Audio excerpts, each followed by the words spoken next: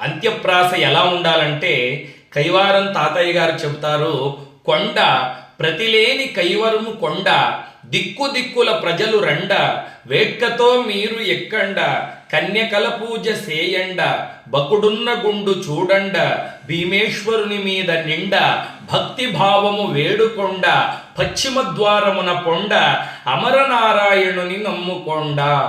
ఎంత అద్భుతంగా రచించారు చూడండి కైవారం తాతయ్య గారు.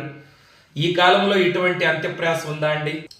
మొన్నలాగే నేను న్యూస్ పేపర్ చదువుతుంటే వాడెవడో రాశాడు అంత్యప్రాస, అదిగో గోడ, గోడ పక్కలో నీడ, నీడలో దూడ, దూడు కింద ప్యాడ. ఇదా అండి అంత్యప్రాస అంటే? ఇంకొకటి రాశాడు, కుక్క ఒకటి వచ్చనో మురిగి మురిగిపోయాను. ఇటువంటిది కాదు. మన పూర్వీకులు, మన పెద్దలు ఎంత అద్భుతంగా అంత్యప్రాస రచించేవాళ్ళు. ఇంకొక ఉదాహరణ చెప్తా వినండి.